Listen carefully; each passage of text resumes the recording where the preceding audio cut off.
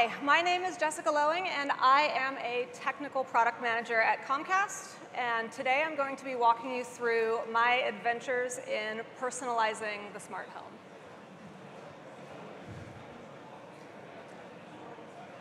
All right, a little Jeopardy. Smart home for 200. Who here has a connected device? Lots and lots. OK, that's an easy one. How many of you have ever fallen asleep with the lights on in another room? Yep, most. How many of you have ever left the house wondering if the oven is on, if you left windows open, did you leave the garage door open? OK. So smart home for 600. What about leaving the house without taking an umbrella when maybe you should have? Or a jacket, for that matter. Run out of toilet paper. Wondered if there's chicken in the fridge while you're at the grocery store. Smart home for 1,000. Do you actually live in a smart home? Truth be told, if our home was actually smart, it would do all this stuff for us and be amazing and actually be smart. As smart as a little kid could tell you if you're running out of toilet paper. So there's a lot of stuff that our homes could do for us today that they are not currently doing. So the progress that we've made is that we've connected a bunch of stuff. That's really it. In reality, we really have a long way to go to make our homes truly interactive and truly helpful. When it comes down to it, our homes are still not very smart.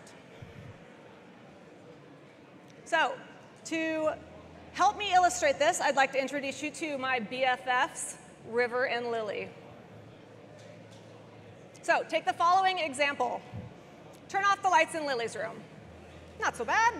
Simple, right? Kid could do that. Your smart home might be able to do that. Alexa, turn off the floor lamp in Lily's room. Lily's floor lamp. Yep, Alexa has it covered. OK, start the washer and dryer after this movie's over. Getting a little trickier. Probably can't really ask Alexa to do that. What about this one? Where are the girls? If you live in a giant house, like, Dad wants to know, where are the girls? Your smart home doesn't know that and cannot tell you that. So let's look at an example. Turn the lights off in my kid's room. This really has a strong relationship to semantics and social relationships. And this is actually a pretty tricky thing to answer. Like, who is speaking? Who are your kids? Where's their room? Do they have lights that you can control in their room? There's a lot of open questions that you don't really know.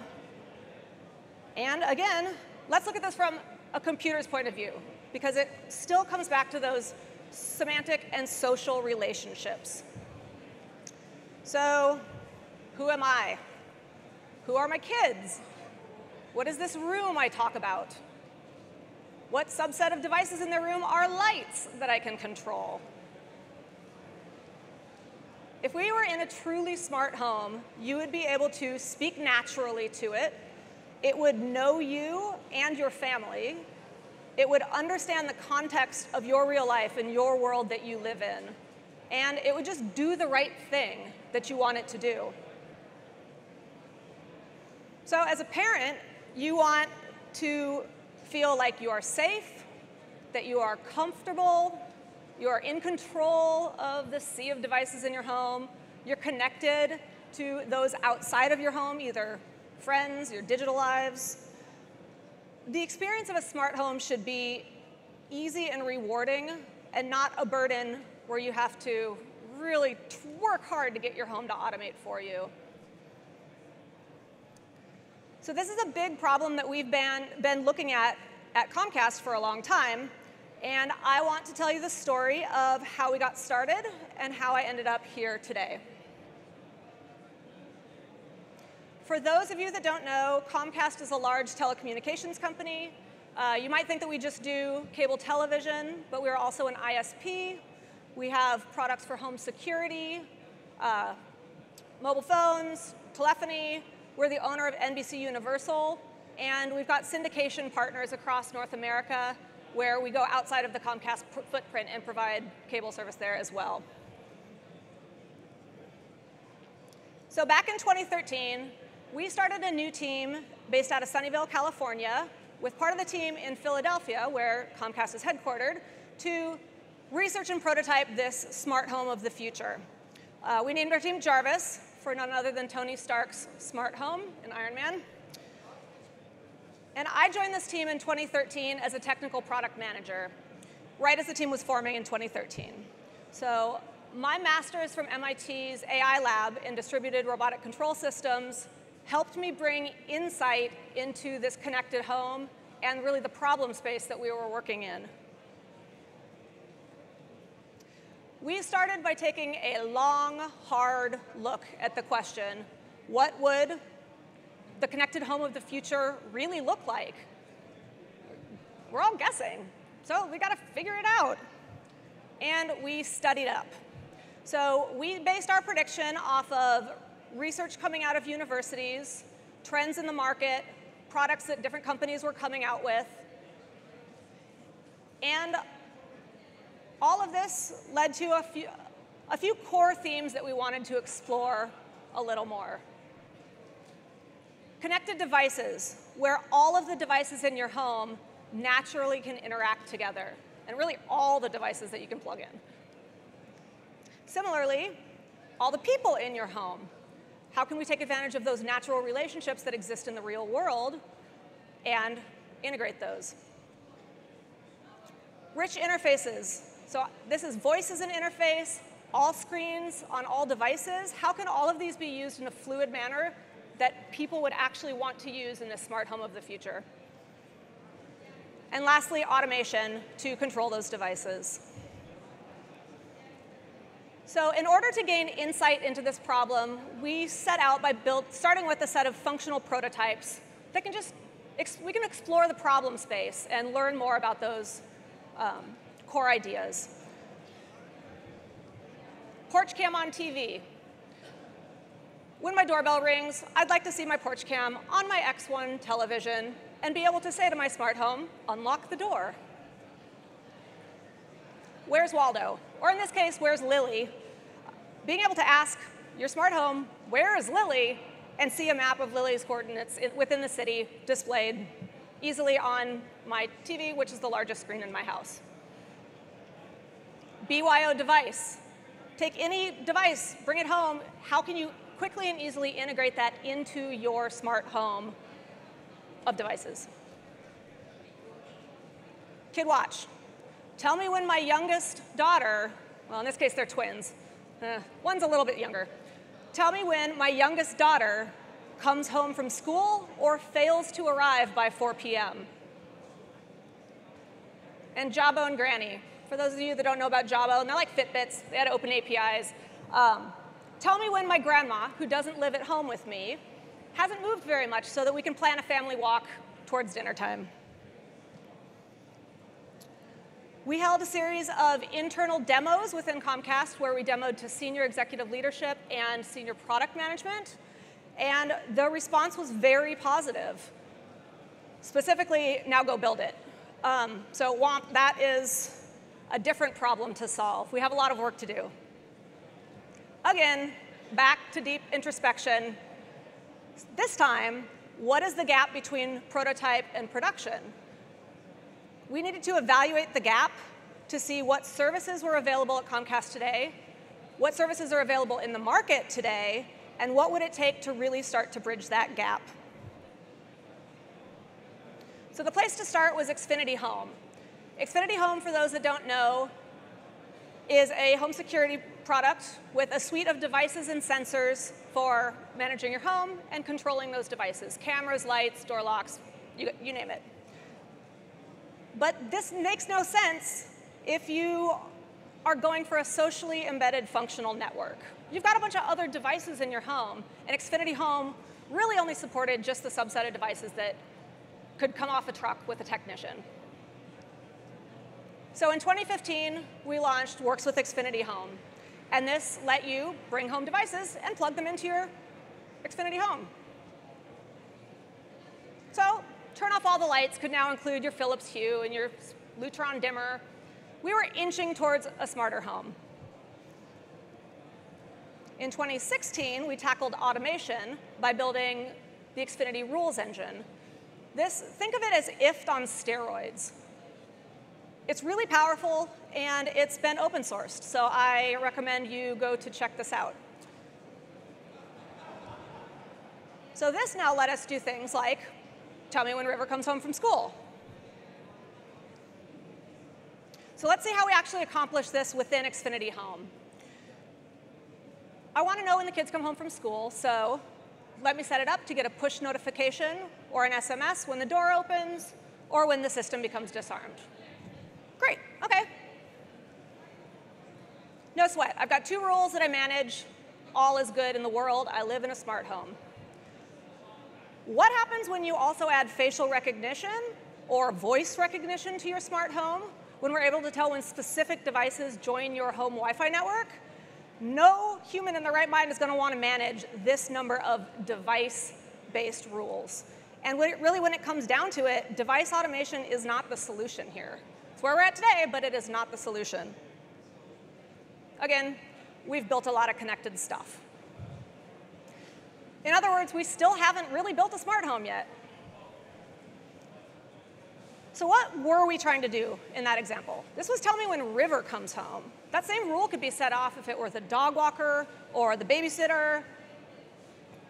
It's not really saying anything about River as a person. So to support this, we need a richer definition of what a person is within our systems. A person is not just an ID. A person is a set of relationships to personal information, to a specific house in a specific place, people that they live with, people that they interact with commonly, devices that they use, and services that they use. That's the rich definition of a person that we started to use. Similarly, we need a rich definition for home. What is a home? It is a physical building with a specific and unique topology. It's in a specific place. People live there. People come and go from that home. There's devices that are permanently in the home, devices that come and go from the home, and services that support those devices. So why have this rich definition? It's because it's about the people. That's really what we were trying to do. Mom didn't want to write a rule about the door sensor. No, like Mom wants to write a rule, tell me when my kid comes home from school. That's what really matters, is my kid coming home from school. So what we need to do is make people be the center of automation. Again, we're back to modeling semantic and social relationships. Everyone's family is unique and different. They are not all the same. People have inherently richly connected lives when you think of the relationships between people, devices, rooms. All of this is, by its nature, richly connected and unique for each individual household. So that brings us to the Xfinity Profile Graph. This lets us model real-life relationships of our customers. And it provides the context to Xfinity applications so that they can provide a more personalized experience for these users. Now, before I get into the details, I want to cover a few core ideas, a few design principles that we stuck with as we were figuring out specifically what we should build. So, big idea number 1. There is a product need that we build a shared platform that can be used by any Xfinity application. So this is at the household level. This needs to be a shared platform that all applications, all interfaces can present the same set of information. Big idea number 2. We need to model this set of relationships as a graph data structure.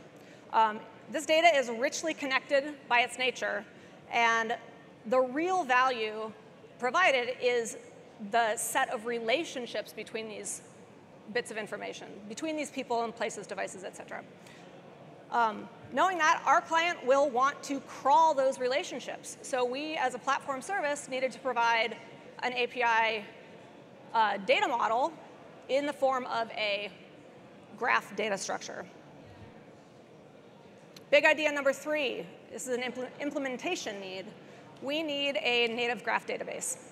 So a bad design would be to support graph semantics on a relational or non-relational database with indexing. Like that, we don't want giant crawls through databases to take advantage of these relationships. If in that structure, the graph complexity will grow as the data grows. In a graph, a native graph, we kind of get to bypass all of those problems. So the Xfinity Profile Graph is built with GraphQL APIs on Neo4j. And GraphQL is a natural fit for Neo4j in our case. So there's a benefit to us as platform developers, as service developers, in that we get to build generic expressive APIs for our clients. To the client developers, it's great because it's intuitive and flexible. We open up the ability to query specifically for the information that each of those different applications are interested in. And the specific traversal through that graph is supported. And finally, to the end customer. This lets us have applications that can support unique experiences for each customer based off of that same data service, but with unique information for each of those households. So let's take a look at this again. Turn off the lights in my kids' room. It was kind of tricky before. It's not so bad when you look at it through GraphQL. I think it's all right. We can build this and give that to our applications. So now we're starting to get somewhere. Let's take a look at how this can surface to an end customer. This is traditionally how everybody here in this room manages their home Wi-Fi network today. You write your network name and your password down on a sticky note, and you give it to your friend. And that's really it. You have no insight into your network, and you're kind of flying blind. There is zero connection to the people in the home, different experiences for different customers. It's really kind of all the same thing, giant black box. So Xfinity xFi is Comcast's personalized Wi-Fi experience that is tailored to cater to customers' individual needs. So xFi has introduced user profiles, which let you name people in your home and assign devices to them. There's also a concept of guest and household, which are inherent to every, well, household. xFi lets you manage your network in terms of the people in your home. That's pretty novel. That's very different from a sticky note, where once they're on the network, and you really just don't know anything else. So for each person, you can dig in and see what's going on with their devices. You can pause all your kids' devices when it's dinner time. That's the people-based experience that mom is really after. Pause all my kids' stuff because they need to get their butts into the dinner table. For each device, you can go in and see individual usage patterns and pause individual devices. And overall, it gives you an easy way to see what's going on and control devices at the household, person, and device level. So you can find out more about this going online. I did not work on the xFi front end at all, but they're a client application. And hang tight. At CES this year, we will be announcing the newest advancements that we've made in personalization across a variety of different Xfinity products. I can't talk about them today. I'm sorry. But stay tuned. We are working on very fun stuff. And my team is here today. So come and talk to us. I am happy to talk to you about our experience building the Xfinity Profile Graph and our experience integrating with xFi as a customer application. And now it is up to you. So take the leap. Take this information back to your own company. Apply this to your own industry. If you knew more about your customers, how could you change the products that you are building today? I'm arguing that you can build better products if you know your customers. You are just as empowered as I was and my team was back in 2013 to take a hard look at the state of the world and make predictions on where it's going and explore, try stuff, prototype. You go do it. You can do it just the same as me. And lastly, connect with your users. Let your product fit naturally into their lives, because every customer's life is going to be unique and different. Go build great personalized products. That's what's getting us closer to a smart home. You are empowered to do exactly that. Last but not least, we are always looking for smart people to join our team. So shameless plug, please come and talk to us, and thank you very much.